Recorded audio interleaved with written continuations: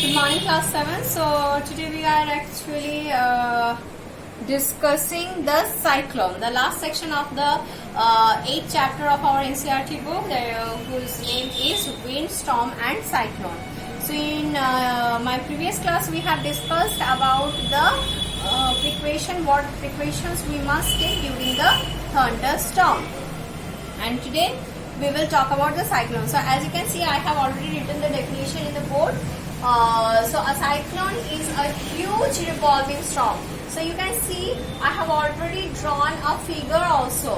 So a cyclone is a huge revolving storm caused by very high speed winds. So the storm wind revolves at one center with a very high speed wind blowing around the central area.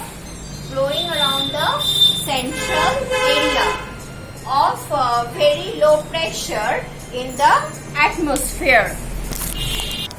So this central area has a very low pressure, whereas outside the central area the air blows with a very high speed, and because the air blows at outside with very high speed, so it creates a low pressure area at the center, because we have learned that high speed winds are accompanied by low air pressure.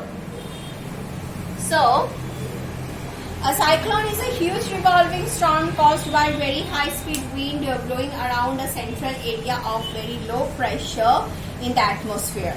A cyclone is powered by the heat of condensation of water vapor present in the warm, high moisture air which rises from the warm sea surface. So when from warm sea surface water vaporizes and it goes up. After going up, at that when it moves up, at that place the temperature is low, so the water vapor starts condensing. So during this process of condensation, when how much heat is evaporated by that warm high moisture air, that powers the cyclone. So what I told you, a cyclone is powered by the heat of condensation. That means during condensation how much heat is liberated by the highly moist water vapor which has been raised from the hot water surfaces on earth at high altitude forms the cloud.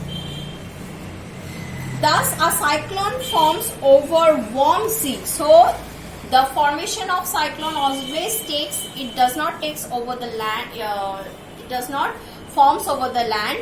It forms over the hot sea water and is about to 10 to 15 kilometer high. So, it always develops over hot sea water, and its height is near about 10 to 15 kilometer. So 10 to 15 kilometer is the height. It revolves due to the force exerted by the rotation of the earth. The revolution of this high speed wind only generates because of the rotation of the earth. The center of a cyclone is calm, as because the pressure is very low, so the center of the cyclone is very calm, and this center is known as the eye of the cyclone.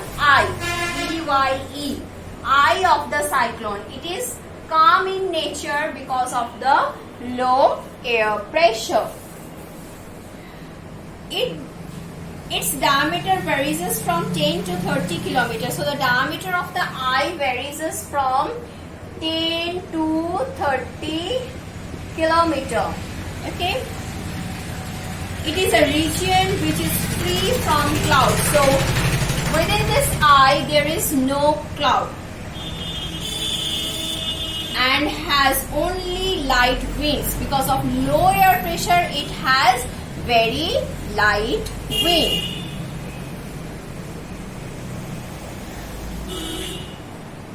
Around the eye, the region is very cloudy and has high speed winds whose velocity may vary from 150 km per hour to 250 km per hour, which moves in a circular path. So around this eye, the wind pressure, the speed of wind is very high speed wind circulates around this eye, and this speed is nearly of 150 km per hour to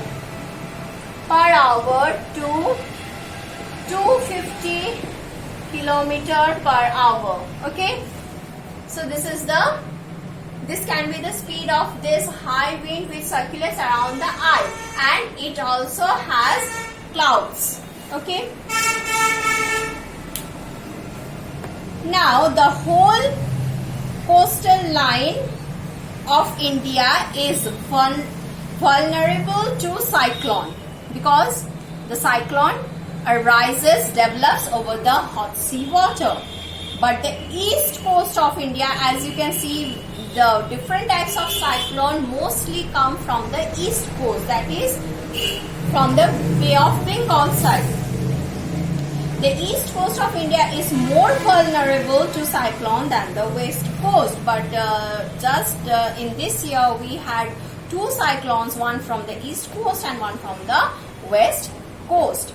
So from east coast we had the Amphan, and from the west coast we had the Nisarg. India is most vulnerable. East coast of India is most vulnerable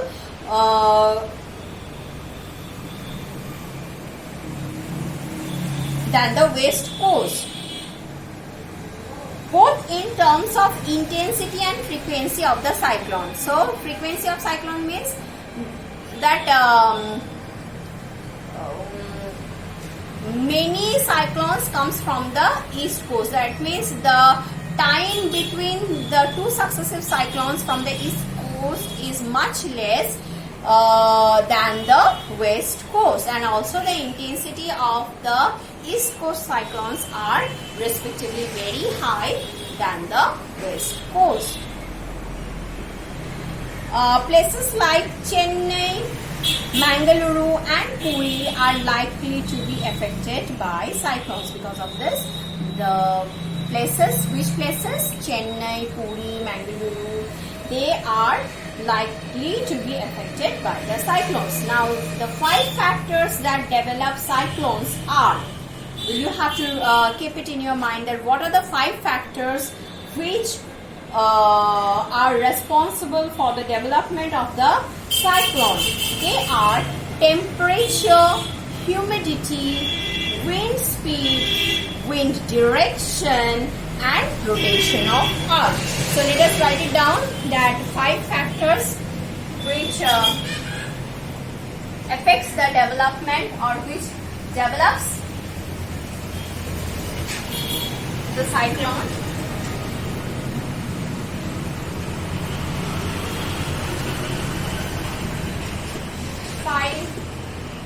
Factors that develop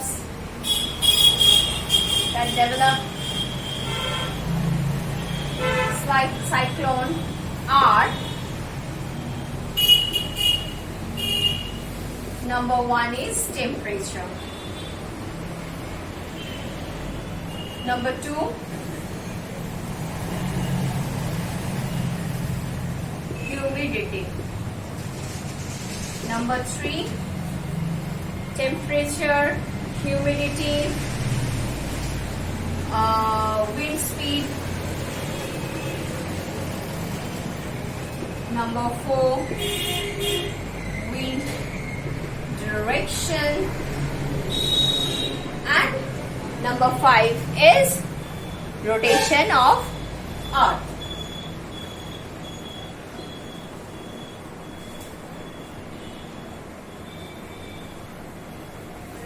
So these are the 5 factors which affects the development of cyclone: temperature, humidity, wind speed, wind direction, and rotation of earth. Okay. So, what are the effective safety measures that the government must take during a cyclone? So you have seen the government becomes very active when the forecast of cyclone are generated. So here we will discuss about the effective safety measures by the taken by the government during cyclones. They are cyclone shelter. The number 1 is cyclone shelter. Many people who lives near the coastal area, they are shifted from that place to the cyclone shelter. Also, if their houses are very poor condition, if their houses are in very poor condition, then they must be shifted from the predicted affected area of the cyclone.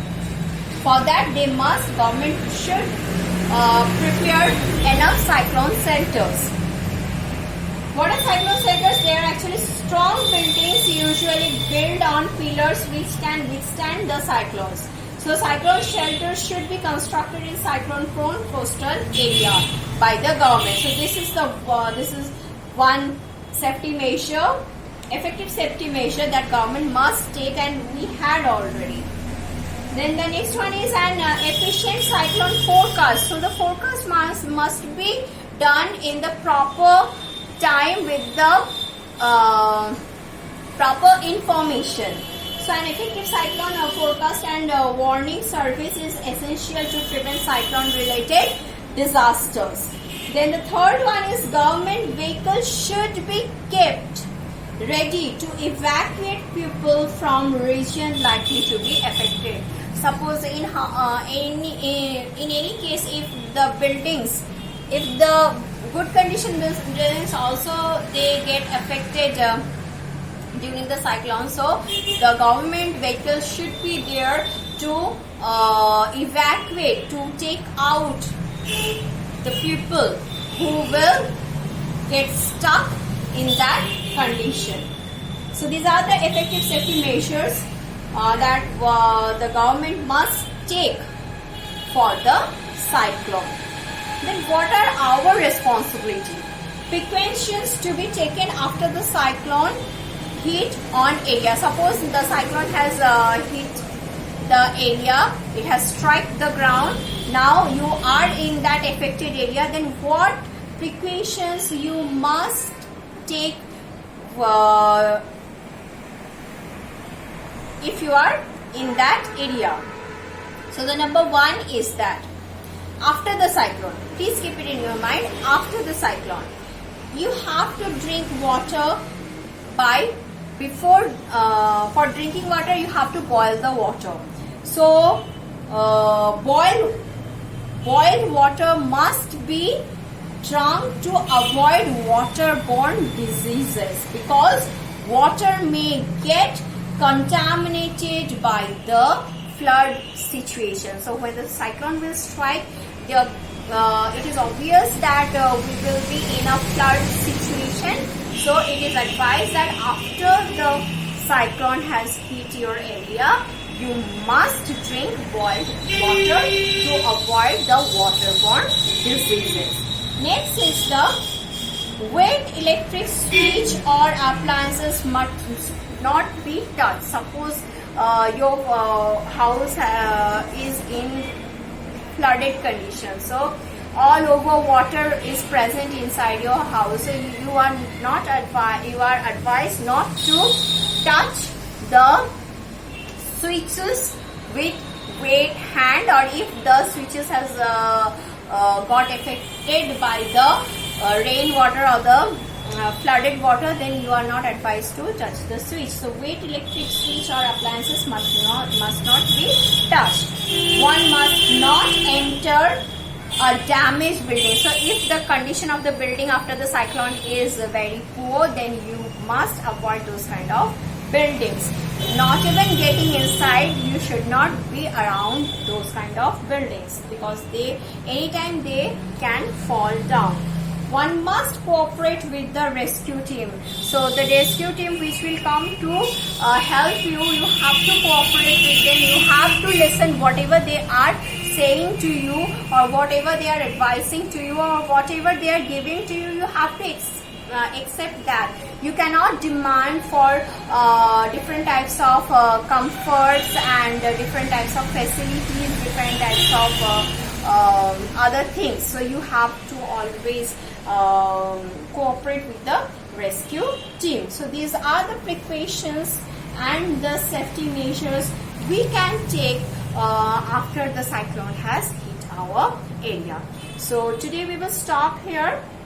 In my next class, there is a very short section which is on the tornadoes. I will tell you what is tornado and what are the differences between tornado and cyclone. After doing that, we will move on to the exercise. So till then, you please practice the concept, whatever we have developed. You keep on revising the concept what we have developed in this chapter, and try to practice different types of questions, answer exercise, though we will be doing the NCERT exercise in the upcoming class. Thank you.